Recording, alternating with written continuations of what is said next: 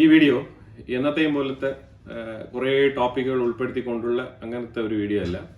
ശരിക്കും പറഞ്ഞാൽ ഒരു പർട്ടിക്കുലർ സ്പെസിഫിക് ടോപ്പിക്, അതായത് India, Pakistan, Saudi Arabia, America, Israel, ഈ ഒരു വിഷയത്തിൽ ഉണ്ടായിരിക്കുന്ന ഒരു ഡെവലപ്മെന്റ്സ്. അപ്പൊ ആ ഡെവലപ്മെന്റ്സിൽ ഇന്ത്യ എന്തോ ഒറ്റപ്പെട്ടു എന്നുള്ള രീതിയിലുള്ള ചില റൂമർ വാർത്തകൾ അടിച്ചിറക്കുന്നുണ്ട്. ചില ആൾക്കാർ ജിയോ പൊളിറ്റിക്സിൽ എന്തോ ഭയങ്കരമായിട്ടുള്ള അഗ്രഗണ്യരാണ് എന്ന് പറഞ്ഞുകൊണ്ട് വാർത്തകൾ ഇങ്ങനെ പടച്ചു വിടുകയാണ്. ഈ ഹിസ്റ്ററിയിൽ ഒരു പിടുത്തവും ഇല്ലാതെ വന്നിരുന്ന ജിയോ പൊളിറ്റിക്സ് പറയുമ്പോഴത്തേക്ക് ഉണ്ടാകുന്ന പ്രശ്നങ്ങളാണ് ഇതൊക്കെ നമുക്ക് കണ്ണും പൂട്ടി പറയാൻ പറ്റും. പാകിസ്ഥാനും സൗദി അറേബ്യയും തമ്മിൽ ഇപ്പൊ നിലവിൽ സൈൻ ചെയ്തിരിക്കുന്ന ഒരു കോൺട്രാക്ട് എന്ന് പറഞ്ഞാൽ സൗദി അറേബ്യ എക്സ്പോസ്ഡ് ആയിരിക്കുകയാണ്. അതായത് അവർക്ക് മിലിറ്ററി പവർ ഇല്ല, അവര് ഡിഫൻസ് മേഖലയിൽ അത്ര ശക്തിയായിട്ടുള്ള ഒരു രാജ്യമല്ല എന്നുള്ളത് വിളിച്ചു പറഞ്ഞുകൊണ്ട് നടത്തിയിരിക്കുന്ന ഒരു ഡീലാണ് ഈ പാകിസ്ഥാനുമായിട്ടുള്ള ഈ ഒരു കരാർ. സൗദി അറേബ്യ ഇത് പറയാൻ മുമ്പും ഒരു മടിയും കാണിച്ചിട്ടില്ല, ഇപ്പോഴും ഒരു മടിയും കാണിക്കുന്നില്ല. സൗദി അറേബ്യയ്ക്ക് ഏറ്റവും കൂടുതൽ അവിടെ സപ്പോർട്ട് വേണം, മിലിറ്ററി സപ്പോർട്ട്. ഇന്ത്യൻ സോൾജേഴ്സിനെ വിട്ട് സൗദി അറേബ്യയിൽ ചെന്ന് ഫൈറ്റ് ചെയ്യാൻ തയ്യാറാണോ? തയ്യാറാവില്ല. ഇന്ത്യ ഒറ്റപ്പെട്ടു എന്ന് പറഞ്ഞ് വീഡിയോ ഇടുന്ന ചില വീരന്മാരുണ്ട്. അവരടുത്ത് ഒറ്റൊരു ചോദ്യം മാത്രമേ എനിക്ക് ചോദിക്കാനുള്ളൂ. ഈ മിഡിൽ ഈസ്റ്റ് മേഖലയിൽ ഇസ്രായേൽ ഖത്തറിനെ ആക്രമിക്കുന്നു. ഖത്തർ മിഡിൽ ഈസ്റ്റ് രാജ്യങ്ങളെല്ലാം കൂടി വിളിച്ചു ചേർത്ത് ഒരു മീറ്റിംഗ് സംഘടിപ്പിക്കുന്നു. അപ്പൊ അതിനകത്ത് രണ്ട് അറബ് ലീഗ് കൂട്ടായ്മയുണ്ട്. ഒന്ന് ഇസ്ലാമിക് രാജ്യങ്ങളിലെല്ലാം OIC എന്ന് പറഞ്ഞ ഓർഗനൈസേഷൻ ഓഫ് ഇസ്ലാമിക് കൺട്രീസ്, അതിൽപ്പെടുന്ന ഒരു രാജ്യമാണ് പാകിസ്ഥാൻ. അപ്പൊ ഇങ്ങനെ GCC കൺട്രീസ് ആയിക്കോട്ടെ, അതേപോലെ ഈ OIC കൺട്രീസ് ആയിക്കോട്ടെ, ഇവരെല്ലാരും കൂടി ഒരുമിച്ച് ചേർന്ന് ദോഹയിൽ ഒരു മീറ്റിംഗ് കൂടുകയാണ്. ഈ മീറ്റിംഗ് കൂടുമ്പോഴത്തേക്കും അവിടെ ഉണ്ടായ തീരുമാനമാണ് ശരിക്കും ഡിഫൻസുമായിട്ട് ബന്ധപ്പെട്ട കോപ്പറേഷൻ. അപ്പൊ അങ്ങനെ തുർക്കിയുമായിട്ട് അവർ സംസാരിക്കുന്നുണ്ട്, അതുപോലെ പാകിസ്ഥാൻ അവിടെ ഇടപെടുന്നുണ്ട്. Pakistan one and only nuclear power എന്ന് പറഞ്ഞിട്ട് അവർ തന്നെയാണ് പ്രൗഡ്ലി അത് എപ്പോഴും എടുത്തെടുത്ത് പറയുന്ന ആൾക്കാർ. ആ സാഹചര്യത്തിൽ ഇസ്രായേലിനെതിരെയാണ് ഈ ഒരു കൂട്ടായ്മ ഇപ്പൊ ഇങ്ങനെ സംഘടിച്ചിരിക്കുന്നത്. ഇസ്രായേലിനെതിരെ ഒരു കൂട്ടായ്മ വരുമ്പോഴത്തേക്കും അവിടെ ഇന്ത്യയുമായിട്ട് ഒരു പാർട്ട്ണർഷിപ്പ് വെക്കാൻ പറ്റുമോ? ഒരിക്കലും പറ്റില്ല. അമേരിക്കയ്ക്ക് എന്ത് ബുദ്ധിമോശമല്ല ഉണ്ടോ ഇന്ത്യയെ കൊണ്ട് സൗദിയുടെ പാർട്ട്ണർഷിപ്പിൽ കണക്ട് ചെയ്യിപ്പിക്കാൻ? ഇന്ത്യ ഒരിക്കലും മിഡിൽ ഈസ്റ്റിൽ പ്രൊട്ടക്ഷൻ കൊടുക്കാമെന്നോ, അല്ലെങ്കിൽ ഇന്ത്യ ഒരിക്കലും മിഡിൽ ഈസ്റ്റിന്റെ മൊത്തത്തിലുള്ള ഡിഫൻസ് സെക്യൂരിറ്റി മൊത്തം അങ്ങ് ഏറ്റെടുത്ത് കളയാമെന്ന് എവിടെയും വാഗ്ദാനം കൊടുത്തിട്ടില്ല. അത് ഇമ്പോസിബിൾ ആണ്. അങ്ങനെ മിഡിൽ ഈസ്റ്റിലേക്ക് ഇന്ത്യയെ കൊണ്ട് ഡിഫൻസ് മേഖല ശക്തിപ്പെടുത്താമെന്ന് അമേരിക്ക എവിടെയും പറഞ്ഞിട്ടില്ല.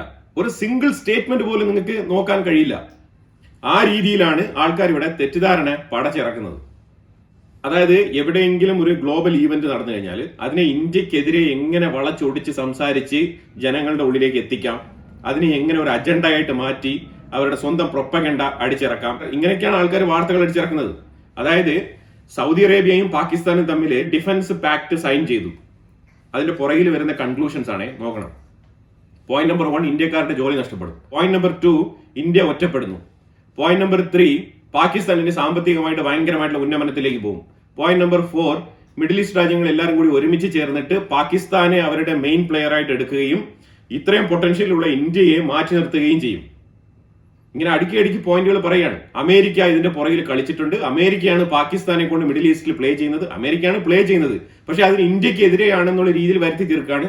അതിനെ ക്വാഡുമായിട്ട് കമ്പയർ ചെയ്യാണ്. ക്വാഡ് സഖ്യം തന്നെ ചൈനയെ മുന്നിട്ടാണ് എടുത്തിരിക്കുന്നത്. ക്വാഡ് മിഡിൽ ഈസ്റ്റും തമ്മിൽ ഒരു ബന്ധവുമില്ല. അതായത് അന്തവും കുന്തവും ഇല്ലാത്ത കുറെ സംഗതികളെല്ലാം കൂടി ഒരുമിച്ച് കൊണ്ടുവന്നിട്ട് ഇന്ത്യക്കെതിരെയാണ് എന്നുള്ള രീതിയിൽ വരുത്തി തീർക്കാണ്. ഇവരൊക്കെ ഈ ഒരു വാർത്ത ഇറങ്ങിയ ഉടനെ ഹോട്ടായിട്ട് അവർ തന്നെ വീട്ടിൽ നിന്ന് കുക്ക് ചെയ്ത് വാർത്തകളൊക്കെ റെഡിയാക്കിയിട്ട് അതങ്ങ് ഇറക്കി അങ്ങ് വിടുകയാണ്. ഇനി നമുക്ക് ഫാക്ട് നോക്കാം. എന്താണ് ഫാക്ട്? ഒന്നാമത്തെ ഫാക്ട് ക്രെഡിബിൾ ഫാക്ട് ആണ്. അതായത് ഇസ്രായേലിനെതിരെയാണ് ഈ അറബ് രാജ്യങ്ങളെല്ലാവരും കൂടി ഒരുമിച്ചിട്ട് ഈ ഒരു പ്രസ്താവന പുറപ്പെടുവിച്ചിരിക്കുന്നതും ഇസ്രായേലിനെതിരെയാണ് ഈ നിലപാടെടുത്തിരിക്കുന്നതും. ആ അവസരത്തിലാണ് സൗദി അറേബ്യ അവർക്ക് മിലിറ്ററി പവർ, മാൻ പവർ കൂട്ടാൻ വേണ്ടിയിട്ടാണ് ശരിക്കും ഈ ഒരു മിലിറ്ററി സഹകരണ കരാർ. ഇതിന് തെളിവെന്ന് പറഞ്ഞാൽ യമനിലേക്ക് പണ്ട് UAEയും സൗദി അറേബ്യയും 2012 മുതൽ 16-17 കാലഘട്ടങ്ങൾ വരെ യുദ്ധം നടത്തിയ സമയത്ത് പാകിസ്ഥാൻ അവരോടൊപ്പം ചേർന്ന് യുദ്ധം ചെയ്ത രാജ്യമാണ്. എല്ലാ കാലത്തും പാകിസ്ഥാൻ അവരോടൊപ്പം തന്നെയാണ്. നിങ്ങൾ OIC എന്ന് പറഞ്ഞ ആ ഒരു ഓർഗനൈസേഷൻ ഓഫ് ഇസ്ലാമിക് കൺട്രീസ് എന്ന് പറഞ്ഞ ആ ഒരു സംഘടനയുടെ വെബ്സൈറ്റ് എടുത്ത് നോക്കിക്കഴിഞ്ഞാൽ അവര് തുടർച്ചയായിട്ട് എടുത്തിരിക്കുന്ന പല റെസൊല്യൂഷൻസ് ഉണ്ട്, പല വർഷങ്ങളിലായിട്ട്. ഏറ്റവും കൂടുതൽ ഈ OIC രാജ്യങ്ങളെല്ലാം തന്നെ ഇന്ത്യക്കെതിരെ തന്നെയാണ് പ്രസ്താവനകൾ മൊത്തം പുറപ്പെടുവിച്ചിരിക്കുന്നത്. കഴിഞ്ഞ ഒരു 20 വർഷത്തെ റെക്കോർഡ് എടുത്ത് നോക്കി കഴിഞ്ഞാൽ നിങ്ങൾക്ക് മനസ്സിലാക്കാൻ പറ്റും. അതായത് ഈ ഇസ്ലാമിക് രാജ്യങ്ങളെല്ലാം തന്നെ ഇന്ത്യയിലുള്ള മുസ്ലിംസിനെ എല്ലാം ഉപദ്രവിക്കുന്നതായിട്ടും ദ്രോഹിക്കുന്നതായിട്ടും ഇവിടെ മൈനോറിറ്റി ഇഷ്യൂസ് ഉള്ളതായിട്ടൊക്കെയാണ് എല്ലാ കാലത്തും പ്രൊജക്ട് ചെയ്യുന്നത്. ഇതിന് പ്രധാനമായിട്ട് ഇതിന്റെ പിന്നിൽ നിൽക്കുന്ന 2-3 രാജ്യങ്ങളുണ്ട്. അതിലൊന്ന് പാകിസ്ഥാൻ. കാരണം പാകിസ്ഥാനാണ് ഈ OICയിൽ പോയിട്ട് എപ്പോഴെപ്പോഴും ഇന്ത്യയെ കുറിച്ചുള്ള കുറ്റങ്ങൾ അവിടെ അവതരിപ്പിക്കുന്നത്. അപ്പൊ അതുകൊണ്ട് അവർക്കിത് മെനുട്സിൽ ഉൾപ്പെടുത്തിയേ പറ്റൂ. പക്ഷേ ഇന്ത്യക്കെതിരെ സംസാരിക്കാൻ അവിടെ ആൾക്കാരില്ല. ഇന്ത്യയെ കുറിച്ച് ഒരു രാജ്യം കുറ്റം പറയുമ്പോൾ അതിന്റെ കൗണ്ടർ പാർട്ട് സംസാരിക്കാൻ ഇന്ത്യൻ റെപ്രസെന്റേറ്റീവ് വേണ്ടേ? പക്ഷെ ആ കൗൺസിലിൽ ഇന്ത്യൻ റെപ്രസെന്റേറ്റീവ്സ് ഇല്ല. അതുകൊണ്ടാണ് ഈ ഒരു പോയിന്റ് ഗണ്ണിക്കപ്പെടാതെ പോവുകയും ഇത് എല്ലാ കാലത്തും ഇത് അവരുടെ റെക്കോർഡിൽ രേഖപ്പെടുത്തിക്കൊണ്ട് വരുന്നത്. ഞാൻ തമാശ പറയുന്നതല്ല. നിങ്ങൾ OICയുടെ വെബ്സൈറ്റ് എടുത്തിട്ട് നിങ്ങൾ എല്ലാ റെസൊല്യൂഷൻസും പോയിന്റ് എടുത്ത് നോക്കൂ. എല്ലാ വർഷവും അവർ ഇന്ത്യക്കെതിരെ ഈ മൈനോറിറ്റി മുസ്ലിംസിനെതിരെയുള്ള ആക്രമണങ്ങൾ, അതിക്രമണങ്ങളൊക്കെ പറഞ്ഞിട്ട് ഇതെല്ലാം എഴുതി വെച്ചിട്ടുണ്ട്. അത് ഉറപ്പായിട്ടുള്ള കാര്യമാണ്. പിന്നെ നിലവിലുണ്ടായ ഡെവലപ്മെന്റ് എന്ന് പറഞ്ഞാൽ അറബ് രാജ്യങ്ങളെല്ലാം തന്നെയും അവരുടെ തീവ്ര നിലപാടായിട്ടുള്ള വിശ്വാസം മാറ്റി നിർത്തിക്കൊണ്ട് ഈ പൊളിറ്റിക്കൽ ഇസ്ലാം ഒരിക്കലും മുന്നോട്ട് കൊണ്ടുപോകാൻ പറ്റാത്ത സാധനമാണെന്ന് തിരിച്ചറിവുള്ളത് കൊണ്ട് തന്നെ അവരുടെ രാജ്യത്തിനുള്ളിൽ മാത്രം ആ മതത്തിനെ ചുരുക്കിക്കൊണ്ട് അവരൊരു ഗ്ലോബൽ കമ്മ്യൂണിറ്റിക്ക് ഓപ്പൺ ചെയ്യുന്ന ഒരു സാഹചര്യം ഉണ്ടായി. അങ്ങനെയാണ് അവർ പല നിയമങ്ങളിലും ഭേദഗതി വരുത്തുന്നത്. സൗദി അറേബ്യയൊക്കെ ലേഡീസിനൊക്കെ ഡ്രൈവിംഗ് ലൈസൻസ് കൊടുത്തു തുടങ്ങുന്നതും സ്ത്രീകളെ ഒറ്റയ്ക്ക് ട്രാവൽ ചെയ്യാൻ അനുവദിക്കുന്നതൊക്കെ ഇതിന്റെ ബേസിസിലാണ്. ഇപ്പൊ സൗദി അറേബ്യക്കുള്ളിൽ MBS ഒക്കെ വന്നിട്ട് തിയേറ്റർ കൊണ്ടുവരുന്നതും ബാർ തുറക്കുന്നതൊക്കെ ഇതിന്റെ ബേസിസിലാണ്. അതിലുപരിയായിട്ട് സൗദി അറേബ്യയും പാകിസ്ഥാനും തമ്മിൽ ഇപ്പൊ നടത്തിയ ഈ ഒരു കരാറുമായിട്ട് ബന്ധപ്പെട്ട് ഇന്ത്യയെ ബന്ധിപ്പിക്കേണ്ട യാതൊരു കാര്യം ഇവിടെ വരുന്നില്ല. ഇന്ത്യക്കും സൗദി അറേബ്യക്കും തമ്മിൽ നല്ല റിലേഷൻഷിപ്പ് ഉണ്ട്. അതിലിപ്പം ഉംറ വിസയും പിന്നെ ടൂറിസ്റ്റ് വിസയും അതുപോലെ തന്നെ പല രീതിയിലുള്ള വർക്ക് വിസയൊക്കെ ബന്ധിപ്പിച്ച് ഇതുമായിട്ട് നോക്കേണ്ട യാതൊരു കാര്യമില്ല എന്നുള്ളതാണ്. കാരണം സൗദി അറേബ്യ കഴിഞ്ഞ 15 വർഷം കൊണ്ട് ഫോറിൻ വർക്കേഴ്സിനെ ക്രമേണ കുറച്ചുകൊണ്ട് അവരുടെ സ്വദേശവൽക്കരണത്തിലേക്ക് മുന്നോട്ട് പോയിക്കൊണ്ടിരിക്കുന്ന കാലഘട്ടമാണ്. എഡ്യൂക്കേറ്റഡ് ആയിട്ടുള്ള ഒരുപാട് ആൾക്കാർക്ക് സൗദി അറേബ്യയിലെ ജോലി നഷ്ടപ്പെട്ടിട്ടുണ്ട്. അതിപ്പോ സൗദി അറേബ്യയും പാകിസ്ഥാനും ഈ ഒരു കരാർ ഒപ്പിട്ടത് കൊണ്ടല്ല, അവരുടെ ബേസിക് പോളിസീസ് ആണ്. ഒരുപാട് മിഡിൽ ഈസ്റ്റ് രാജ്യങ്ങളിൽ ഈ പോളിസി നടപ്പിലാക്കുന്നുണ്ട്. ഇൻക്ലൂഡിംഗ് UAE, കുവൈറ്റ്, ഖത്തർ ഉൾപ്പെടെയുള്ള പല രാജ്യങ്ങളിലും ഇത് നടപ്പിലാവുന്നുണ്ട്. ഇതില് ജോബ് മാർക്കറ്റും ഈ കരാറും തമ്മിൽ ഒരു ബന്ധവുമില്ല. അതാണ് ഞാൻ ആവർത്തിച്ച് പറയാൻ ആഗ്രഹിക്കുന്നത്. രണ്ടാമത്തെ കാര്യം, പാകിസ്ഥാനികളെ കൊണ്ട് അവിടെ ഭയങ്കരമായിട്ട് എല്ലാവർക്കും ജോലി കൊടുക്കും. എവിടെ? സൗദി അറേബ്യയിൽ. ആദ്യം മിഡിൽ ഈസ്റ്റിനെ കുറിച്ചുള്ള അണ്ടർസ്റ്റാൻഡിംഗ് ആണ് വേണ്ടത്. എന്താണ് ബേസിക് അണ്ടർസ്റ്റാൻഡിംഗ്? ഈ ജോബ് മാർക്കറ്റിനെ കുറിച്ചുള്ള അണ്ടർസ്റ്റാൻഡിംഗ് ഒരേ ഒരു കാര്യം മാത്രം മനസ്സിലാക്കിയാൽ മതി. ഓരോ രാജ്യക്കാർക്കും ഒരു പ്രത്യേക കാറ്റഗറി ജോലിയുണ്ട് അവിടെ. പാകിസ്ഥാനികൾ എന്ന് പറഞ്ഞാൽ ഏറ്റവും കൂടുതൽ ഡ്രൈവേഴ്സ് ആണ്. അതേപോലെ തന്നെ അവര് ബ്ലൂ കോളർ വർക്കും ചെയ്യുന്നുണ്ട്. ഈ ബ്ലൂ കോളർ വർക്ക് ചെയ്യുമ്പോഴാണ് അവിടെ കോമ്പറ്റീഷൻ വരുന്നത്. ബംഗ്ലാദേശികളും ഇന്ത്യക്കാരും പാകിസ്ഥാനികളും എല്ലാം കൂടെ ചേർന്ന് ചെയ്യുന്ന ഈ ബ്ലൂ കോളർ ജോലികൾ അവിടെയും ഇപ്പൊ ആഫ്രിക്കക്കാരുടെ കടന്നുവരവും കൂടിയുണ്ട്. കാരണം ഈ ബ്ലൂ കോളർ ജോലി അറബി അവിടെ ചെയ്യുന്നില്ല. അതുപോലെ നിങ്ങൾ നോക്കിക്കഴിഞ്ഞാൽ വൈറ്റ് കോളർ ജോലിയിൽ നോക്കൂ, പല രീതിയിലുള്ള കമ്പനി ഓണേഴ്സ് ഉണ്ട്, പല ഇന്ത്യൻസും സ്ഥാപനങ്ങൾ റൺ ചെയ്യുന്നുണ്ട്. അതൊക്കെ പാകിസ്ഥാനികൾ അങ്ങ് മൂടോടെ എടുത്തുകൊണ്ട് പോകുമോ? അപ്പൊ ഇതുപോലെ എന്റർപ്രണേഴ്സ്, അതേപോലെ തന്നെ പല രീതിയിലുള്ള ഇൻവെസ്റ്റ്മെന്റ് ചെയ്യുന്ന ആൾക്കാരുണ്ട്. ഇതേപോലെ പല ജോലികൾ, പ്രത്യേകിച്ച് ഹോസ്പിറ്റൽ മേഖലയിൽ, നഴ്സിംഗ് ഇൻഡസ്ട്രിയിലൊക്കെ ഇന്ത്യക്കാർ നമ്പർ 1 ആണ്. അവിടെ പാകിസ്ഥാനി നേഴ്സാണ് അവിടെ ഏറ്റവും കൂടുതൽ വർക്ക് ചെയ്യുന്നത്. ഇതൊക്കെ മിഡിൽ ഈസ്റ്റിൽ ജസ്റ്റ് പോയി ഒന്ന് എത്തി നോക്കിയ ആൾക്കാർക്ക് മനസ്സിലാക്കാൻ പറ്റും. അതുകൊണ്ട് ഈ രീതിയിലുള്ള കള്ളത്തരങ്ങൾ കംപ്ലീറ്റ്ലി ലൈ ആണ് കൊണ്ടുവന്ന് വാർത്തയായിട്ട് പ്രചരിപ്പിക്കുന്നത് ആൾക്കാർ. എന്ത് വെറുപ്പാണെന്ന് എനിക്കറിയത്തില്ല. ഇന്ത്യ എന്ന് കേൾക്കുമ്പോൾ ഒരു പ്രത്യേക വെറുപ്പ്, അമേരിക്ക എന്ന് പറയുമ്പോഴത്തേക്കും ഒരു പ്രത്യേക സ്നേഹം. ഇങ്ങനെയൊക്കെയാണ് ഇപ്പൊ വാർത്തകൾ നമുക്ക് കേൾക്കാൻ കഴിയുന്നത്. കഴിഞ്ഞ 15 വർഷമായിട്ട് ഇതാണ് മിഡിൽ ഈസ്റ്റിലെ ജോബ് മാർക്കറ്റിന്റെ ട്രെൻഡ്. അതും ഇന്നലെ സൈൻ ചെയ്ത കരാറും തമ്മിൽ യാതൊരു ബന്ധവുമില്ല. ഹെൽത്ത് കെയറിലും ടെക് ഇൻഡസ്ട്രിയിലും ഇപ്പോഴും ഇന്ത്യൻ ഡോമിനേഷൻ തന്നെയാണ്. അവിടെ ബംഗാളിയും പാകിസ്ഥാനിയും ഒന്നുമില്ല. വേൾഡ് 4th ലാർജസ്റ്റ് GDP ആയിട്ടുള്ള ഒരു ഇന്ത്യ അതിനെ മാറ്റി നിർത്തിക്കൊണ്ട് മിഡിൽ ഈസ്റ്റിന് മുന്നോട്ട് പോകാൻ സാധിക്കില്ല. മിഡിൽ ഈസ്റ്റ് എന്ന് പറഞ്ഞാൽ ഡെസേർട്ട് ആണ്. അവിടെ പാകിസ്ഥാനിൽ നിന്ന് എത്ര സാധനം അവിടെ ഇമ്പോർട്ട് ചെയ്യാൻ പറ്റും? ആ ബാക്കിയുള്ള സാധനങ്ങളൊക്കെ ഡെസേർട്ടിൽ മണൽ മാറ്റിയിട്ട് പിറക്കിയെടുക്കാൻ പറ്റുമോ? അപ്പൊ അതുകൊണ്ട് ഇന്ത്യ ഒറ്റപ്പെട്ടു എന്നുള്ള ഡയലോഗ് ഉണ്ടല്ലോ, അതൊക്കെ അങ്ങ് മാറ്റി നിർത്തിയാൽ മതി. ഇനി ഇന്ത്യ ഓയിൽ പർച്ചേസിന്റെ കാര്യം ഒന്ന് പറഞ്ഞു വെക്കാം. ഇന്ത്യ സൗദി അറേബ്യയിൽ നിന്ന് കൂടുതൽ ഓയിൽ പർച്ചേസ് ചെയ്യുന്നില്ല. അതിന് കാരണം വേറെ ഒന്നുമില്ല. ഇന്ത്യ സൗദി അറേബ്യയിൽ നിന്നും ഇന്ത്യ മിഡിൽ ഈസ്റ്റ് മേഖലയിൽ നിന്ന് തന്നെയാണ് ഏറ്റവും കൂടുതൽ ഓയിൽ പർച്ചേസ് ചെയ്തുകൊണ്ടിരുന്നത്. അപ്പം ഇതിന് തുടക്കം കുറിച്ചതാരാണ്? ജോ ബൈഡൻ ആണ് പറഞ്ഞത് മിഡിൽ ഈസ്റ്റിലുള്ള എണ്ണ ഏറ്റവും കൂടുതൽ യൂറോപ്പിന് ആവശ്യം വരുന്നുണ്ട്. അപ്പൊ അവരൊരു പ്രൈസ് ക്യാപ്പ് വെച്ചിട്ട്, കാരണം ഇത് ഗ്ലോബലി ഒരു പ്രൈസിലേ കൊടുക്കാൻ പറ്റൂ, അപ്പൊ അതുകൊണ്ട് തന്നെ ഒരു പ്രൈസ് ക്യാപ്പ് വെക്കണം. ഗോൾഡും ഓയിലൊക്കെ ഇതേപോലെ ഒരു പ്രൈസ് ക്യാപ്പ് ഉണ്ട്. ചെറിയ വ്യത്യാസങ്ങളൊക്കെ ഉണ്ടാവും. അപ്പൊ ആ സാഹചര്യത്തിൽ ഇന്ത്യയെ പർപ്പസ്ഫുള്ളി അവർ പറയും, നിങ്ങൾ റഷ്യൻ ഓയിൽ പർച്ചേസ് ചെയ്തോ, ആ റഷ്യൻ ഓയിൽ നിങ്ങൾ റിഫൈൻ ചെയ്ത് നിങ്ങൾ മാർക്കറ്റിൽ എത്തിക്കൂ. അതുകൊണ്ട് തന്നെ ഓയിലിന്റെ അവൈലബിലിറ്റി മാർക്കറ്റിൽ ഉണ്ടാവും. അപ്പൊ പ്രൈസ് ക്യാപ്പ് കുറച്ചുകൂടെ കുറഞ്ഞു വരും. അപ്പൊ അതുപോലെ യൂറോപ്പിലേക്കുള്ള എനർജി മിഡിൽ ഈസ്റ്റ് നോക്കും എന്നാണ് പറഞ്ഞിരുന്നത്. ഇങ്ങനെയാണ് അവർ നമ്മളെ ഡൈവേർട്ട് ചെയ്യുന്നത്. നമ്മൾ ശരിക്കും 1% മാത്രമേ റഷ്യയുടെ നിന്ന് ഓയിൽ ആ സമയത്ത് പർച്ചേസ് നടത്തിയിട്ടുണ്ടായിരുന്നുള്ളൂ. അതിനുശേഷമാണ് നമ്മൾ യുദ്ധം നടക്കുന്ന സാഹചര്യത്തിലും നമ്മളുടെ പർച്ചേസ് കുത്തനെ കൂട്ടിയത്. അത് കഴിഞ്ഞിട്ട് യൂറോപ്പും അമേരിക്കയും കൂടെ എന്താണ് ചെയ്തത്? റഷ്യക്ക് മേളിൽ ഉപരോധം കൊണ്ടുവന്നു. ആ ഉപരോധം ശരിക്കും പറഞ്ഞാൽ സ്വിഫ്റ്റ് ട്രാൻസാക്ഷൻ പാടില്ല എന്നുള്ളൊരു ഉപരോധമാണ് കൊണ്ടുവന്നത്. അതായത് റഷ്യയെ സ്വിഫ്റ്റിൽ നിന്നും പുറത്താക്കി. സ്വിഫ്റ്റിൽ നിന്നും പുറത്താക്കിയ ഉടനെ റഷ്യ നിർബന്ധിതമായിട്ട് ഇന്ത്യയുമായിട്ട് റുപ്പി റൂബിൾ ട്രേഡ് നടത്തേണ്ട ഒരു സാഹചര്യം അവിടെ രൂപപ്പെട്ടു വന്നു. അപ്പൊ അങ്ങനെയാണ് ഇന്ത്യക്ക് ഒരു ഗോൾഡൻ ഓപ്പർച്യൂണിറ്റി കിട്ടിയത്. കാരണം ഇത്രയും ഓയിൽ നമ്മൾ മേടിക്കുമ്പോൾ നമ്മളുടെ കറൻസിയിൽ തന്നെ നമ്മളത് മേടിക്കുമ്പോൾ നമുക്കതിൽ ഗുണമുണ്ട്. കാരണം അല്ലാന്നുണ്ടെങ്കിൽ നമ്മൾ ഗ്ലോബൽ മാർക്കറ്റിൽ ഡോളർ ആയിരിക്കും ഈ ഒരു ഓയിലിന് വേണ്ടിയിട്ട് എക്സ്ചേഞ്ച് ചെയ്യുന്നത്.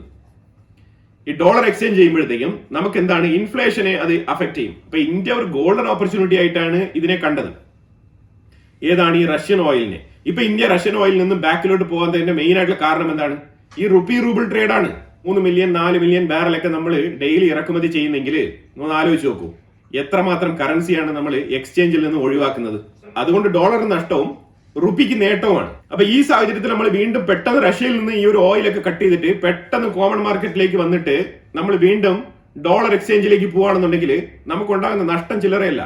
ഇതൊക്കെ തലയ്ക്കകത്ത് എന്തെങ്കിലുള്ള ആൾക്കാർക്ക് ഇത് മനസ്സിലാവും, അതനുസരിച്ച് അവർ വാർത്തകൾ കൊടുക്കും. ഇതിനെക്കുറിച്ചൊന്നും ഒരു ബോധവും ഇല്ലാത്ത ആൾക്കാർ ഇന്ത്യ ഒറ്റപ്പെട്ടു, ഉടനെ പോയി അമേരിക്കയുടെ കാല് പിടിക്കണം, അമേരിക്കയുമായിട്ട് ചേർന്ന് നിന്നാലേ ജീവിക്കാൻ പറ്റൂ, അല്ലെങ്കിൽ അവൻ നമുക്ക് ശ്വസിക്കാൻ കാറ്റ് തരില്ല എന്നൊക്കെ പറഞ്ഞ് ഇങ്ങനെ ബ്ലണ്ടർ ആയിട്ടുള്ള വാർത്തകളൊക്കെ പറയും. ഈ റഷ്യയുമായിട്ട് റുപ്പി റൂബിൾ ട്രേഡ് വരുന്നതിനെ തുടർന്നാണ് UAE നമുക്ക് ദർഹത്തിൽ തന്നെ ട്രാൻസാക്ഷൻ നടത്താമെന്ന് സമ്മതിച്ചത്. നമ്മൾ UAEയിൽ നിന്ന് നിശ്ചിത തോതിലുള്ള എണ്ണ മേടിക്കുന്നുണ്ട്, ഇല്ലാന്നില്ല. സൗദി അറേബ്യയിൽ നിന്ന് നമ്മൾ എണ്ണ മേടിക്കാറുണ്ട്, ഇനിയും മേടിക്കും. അത് ഏത് നേരത്ത് വേണമെങ്കിലും നമുക്ക് മേടിക്കാതിരിക്കാം. അതൊക്കെ നമ്മുടെ രാജ്യത്തിന്റെ സ്വന്തം തീരുമാനമാണ്. നമ്മുടെ രാജ്യത്തിന്റെ എക്കോണമി സ്റ്റെബിലിറ്റി ഇതൊക്കെ അനുസരിച്ചാണ് അതിന്റെ തീരുമാനങ്ങൾ എടുക്കുന്നത്. ഇനിയൊരു വിഷയം കൂടി പറയാനുള്ളത് കശ്മീർ വിഷയം എടുത്തിടും. കശ്മീർ വിഷയം ഇനി അങ്ങ് പൊങ്ങി വരും. ഈ കശ്മീർ വിഷയം ഇന്ന് തുടങ്ങിയതാണോ? ഈ കശ്മീർ വിഷയം 1948 മുതലേ ഉണ്ട്. ഇന്ത്യക്ക് ഈ രീതിയിലുള്ള വെൽത്ത് ഇല്ലാത്ത സമയത്തും ഇന്ത്യ സ്വാതന്ത്ര്യം ലഭിച്ച ആ ഒരു സമയം തൊട്ട് തന്നെ ഈ കശ്മീരുമായിട്ട് ബന്ധപ്പെട്ട് ലോകരാജ്യങ്ങളെല്ലാം ഇന്ത്യക്കൊപ്പം അങ്ങ് ഭയങ്കരമായിട്ട് സപ്പോർട്ട് ചെയ്ത് നിന്നില്ല. പക്ഷെ അന്ന് റഷ്യ നിന്നിട്ടുണ്ട്. അതുകൊണ്ട് ഇന്ന് ഈ 21ാം നൂറ്റാണ്ടില് നമ്മള് ആർട്ടിക്കിൾ 370 അബ്രോഗേറ്റ് ചെയ്തിട്ട് പൂർവാധികം ശക്തിയോടുകൂടി കശ്മീരിനെ ഇന്ത്യയുടെ ഭാഗമായിട്ട് ചേർത്ത് മുന്നോട്ട് പോയിക്കൊണ്ടിരിക്കുന്ന സാഹചര്യത്തിൽ ഇവർ അങ്ങ് യുണൈറ്റഡ് നേഷൻസിൽ വന്നിട്ട് ഇവർ കശ്മീരിന്റെ വിഷയം ഭയങ്കരമായിട്ട് പൊക്കിക്കൊണ്ടുവരും. അതുകൊണ്ട് ഇന്ത്യ പോയി മുട്ടുകുത്തും. എന്ത് തരത്തിലുള്ള വിരോധാഭാസമാണിത്? ഈ കശ്മീർ വിഷയം ഇന്നാണോ ഇന്ത്യക്ക് മുന്നിൽ ഒരു കീറാമുട്ടയായിട്ട് വന്ന് നിൽക്കുന്നത്? കശ്മീർ വിഷയം എന്നോട്ടേ ഉണ്ട്. കശ്മീർ വിഷയം പണ്ട് തൊട്ടേ ഉണ്ട്. അപ്പൊ അതുകൊണ്ട് അതൊന്നും എടുത്തുകൊണ്ട് ഇന്ത്യയുടെ മുന്നിൽ വിറപ്പിക്കേണ്ട ആവശ്യമൊന്നുമില്ല. ഇന്ത്യക്ക് ഏത് പോയിന്റിൽ എന്ത് കാര്യത്തിന് എങ്ങനെ സംസാരിക്കണം, എങ്ങനെ ഇടപെടണം എന്നുള്ളതൊക്കെ അറിയാം. ഇന്ത്യയുടെ ഡിപ്ലോമസി വളരെ കറക്റ്റ് ആയിട്ടാണ് മുന്നോട്ട് പോകുന്നത്. കാരണം നമ്മൾ ഇനി ഉയർച്ചയിലേക്ക് തന്നെ പോകും. ഇനി ചബഹാർ പോർട്ടിലേക്ക് അവർ സാങ്ഷൻ കൊണ്ടുവരട്ടെ. ഇറാൻ IAEA എഗ്രിമെന്റിൽ സൈൻ ചെയ്ത് കഴിഞ്ഞാൽ, ഇല്ലെങ്കിൽ ന്യൂക്ലിയർ ഡീലിൽ സൈൻ ചെയ്ത് കഴിഞ്ഞാൽ ചബഹാർ പോർട്ടിൽ സാങ്ഷൻ ഉണ്ടാവുമോ? ഇറാനെ ഇങ്ങനെ നിരന്തരം ഈ IAEA കോൺട്രാക്റ്റിൽ സൈൻ ചെയ്യാതെ ഇവരിങ്ങനെ തുറന്നു വിടുവോ? അങ്ങനെ വിട്ടു കഴിഞ്ഞാൽ ഇസ്രായേൽ വെറുതെ ഇരിക്കുമോ? അപ്പൊ ഇത് ജിയോ പൊളിറ്റിക്സ് എന്ന് പറഞ്ഞാൽ നമ്മളിങ്ങനെ പ്രെഡിക്റ്റ് ചെയ്ത് നമ്മുടെ ഊഹാഭോഹങ്ങൾ പറയുന്നതല്ല ജിയോ പൊളിറ്റിക്സ് എന്ന് പറഞ്ഞാൽ റിയലി നടക്കുന്ന കാര്യങ്ങളെ വെച്ചുകൊണ്ട് രാജ്യങ്ങൾ എങ്ങനെ മൂവ് ചെയ്യണം എന്നുള്ളത് മുൻകൂട്ടി തന്നെ തീരുമാനിച്ച് ചില തീരുമാനങ്ങൾ എടുക്കും. അതിനെ വേണമെങ്കിൽ പ്രിയംപ്റ്റീവ് സ്ട്രൈക്ക് എന്ന് വേണമെങ്കിൽ നിങ്ങൾക്ക് പറയാം. യുദ്ധത്തിൽ മാത്രമല്ല ഡിപ്ലോമസിയിലും ഈ ലാംഗ്വേജ് ഉപയോഗിക്കാം. ആ രീതിയിൽ ചില തീരുമാനങ്ങൾ നമ്മൾ എടുത്ത് മുന്നോട്ട് പോകുന്നതിന്റെ പേരാണ് ഡിപ്ലോമസി. ഈ ഡിപ്ലോമസി എന്ന് പറഞ്ഞാൽ നമ്മൾ ഈ രാജ്യവുമായിട്ട് ചെയ്യുന്ന ഇടപാടുകൾ മറ്റൊരു രാജ്യം അറിയാൻ പാടില്ല. അങ്ങനെ അറിയുന്ന സാഹചര്യത്തിൽ അതിനെ അവർ റെസിപ്രോക്കേറ്റ് ചെയ്ത് അവർ വേറെ രീതിയിലുള്ള തീരുമാനങ്ങൾ എടുക്കും. അപ്പൊ അതുകൊണ്ടാണ് ഇതിനെ ഡിപ്ലോമസി എന്ന് വിളിക്കുന്നത്. അതിലുപരിയായിട്ട് പാകിസ്ഥാൻ സൗദി അറേബ്യയുടെ ഒരു നാച്ചുറൽ പാർട്ട്ണറാണ്. അതിന് ഇന്ത്യക്കുള്ളിൽ പാനിക്കില്ല, ഇന്ത്യ പാനിക്കാവേണ്ട ആവശ്യമില്ല. ഇതിനകത്ത് ഒരു കാര്യം മാത്രമേ പറയാനുള്ളൂ. ഈ ഇസ്ലാമിക് ഓർഗനൈസേഷൻ നടത്തിയ ആ ഒരു കൂട്ടായ്മ ഇസ്രായേലിനെതിരെ എടുത്തതാണ്. അതുകൊണ്ട് തന്നെ പാകിസ്ഥാൻ അവിടെ നാച്ചുറലി അവരുടെ പാർട്ട്ണർ ആവുകയാണ്. അതിലുപരിയായിട്ട് പാകിസ്ഥാൻ, തുർക്കി പോലത്തെ രാജ്യങ്ങളൊക്കെ നാച്ചുറലി അതിന്റെ പാർട്ട്ണർ ആവും. അതിലുപരിയായിട്ട് പാകിസ്ഥാനിൽ നിന്നും നിരന്തരം തീവ്രവാദ ഭീഷണി നേരിടുന്ന ഇന്ത്യയെ സപ്പോർട്ട് ചെയ്യുന്ന ഇസ്രായേലിനെതിരെ ഒരിക്കലും ഇന്ത്യ മിഡിൽ ഈസ്റ്റിൽ ഒരു രാജ്യങ്ങളുമായിട്ടും ചേർന്ന് പോവില്ല. അങ്ങനെ ഒരു ഇക്വേഷനേ ഇല്ല. ആ ഒരു ഇക്വേഷൻ ടോട്ടലി റോങ് ആണ്. ഇന്ത്യക്ക് ഒരിക്കലും മിഡിൽ ഈസ്റ്റിന്റെ പാർട്ട്ണറായിട്ട് മാറാൻ കഴിയില്ല. ഡിഫൻസ് മേഖലയിൽ എക്യുപ്മെന്റ്സ് ഒക്കെ കൊടുക്കാം, ആയുധങ്ങളൊക്കെ വിൽക്കാം, അതിലൊന്നും വലിയ കാര്യമില്ല. അത് തീർച്ചയായിട്ടും ഇന്ത്യ തെരഞ്ഞെടുത്ത സാധനങ്ങളായിരിക്കും കൊടുക്കുക. ഇസ്രായേൽ ടെക്നോളജിയിൽ ഇന്ത്യയിൽ ഉൽപ്പാദിപ്പിച്ച സാധനങ്ങൾ ഒന്നും തന്നെ ഇന്ത്യ കൊടുക്കില്ല മിഡിൽ ഈസ്റ്റ് രാജ്യങ്ങൾക്ക്. തീർച്ചയായിട്ടും റഷ്യ ഉൾപ്പെടെയുള്ള രാജ്യങ്ങളുടെ ടെക്നോളജി കൊടുക്കാനാണ് സാധ്യത. കാരണം ഇന്ത്യക്കുള്ളിൽ റഷ്യൻ ടെക്നോളജി ഉണ്ട്, അമേരിക്കൻ ടെക്നോളജി ഉണ്ട്, ഫ്രാൻസ് ടെക്നോളജി ഉണ്ട്, ഇസ്രായേൽ ടെക്നോളജി ഉണ്ട്. ഇനി ഇതിൽ കൂടുതൽ പറഞ്ഞു കഴിഞ്ഞാൽ ജർമ്മനിയുടെ സബ്മറൈനുമായിട്ട് ബന്ധപ്പെട്ട ടെക്നോളജി ഉണ്ട്. ഇങ്ങനെ ഒരുപാട് കാര്യങ്ങൾ ഇന്ത്യക്കുള്ളിലുണ്ട്. അപ്പൊ ഇന്ത്യ അതിന് സെലക്റ്റീവ് ആയിട്ടുള്ള പ്രോഡക്റ്റ് ആയിരിക്കും കൊടുക്കുക. അതായത് പല എഗ്രിമെന്റുകൾക്കും പല കണ്ടീഷൻസ് ഉണ്ട്. ഇന്ന രാജ്യങ്ങൾക്ക് കൊടുക്കാം, ഇന്ന രാജ്യങ്ങൾക്ക് കൊടുക്കാൻ പാടില്ല. ആ രീതിയിലാണ് തീരുമാനിക്കുന്നത്. പാകിസ്ഥാൻ ഒരു ഇൻഡിപെൻഡന്റ് രാജ്യമാണ്. അവർക്ക് എവിടെ നിന്ന് ഫണ്ട് സോഴ്സ് കണ്ടെത്തണമോ ആ രീതിയിൽ കണ്ടെത്താം. അവർക്ക് സോൾജേഴ്സിനെ മിഡിൽ ഈസ്റ്റിലേക്ക് വിറ്റുകൊണ്ട് അവർക്ക് ഫണ്ട് കണ്ടെത്താം. ഇന്ത്യ തീർച്ചയായിട്ടും ഇന്ത്യൻ സോൾജേഴ്സിനെ എവിടെയും വിട്ടുകൊടുക്കില്ല. അതുകൊണ്ട് ഇന്ത്യയുമായിട്ട് അങ്ങനെ ഒരു കരാർ വെക്കാമെന്ന് ആരും സ്വപ്നം കാണണ്ട. അത് ഇന്ത്യ ആഗ്രഹിക്കുന്ന കരാറുമല്ല. പാകിസ്ഥാൻ എവിടെ വേണേലും പോവാം. അവർ ഇസ്ലാമിക് രാജ്യങ്ങളാണ്. അവർ അവരോടൊപ്പം ചേർന്ന് തന്നെ സഞ്ചരിക്കും. അങ്ങനെ തന്നെയാണ് ചരിത്രം.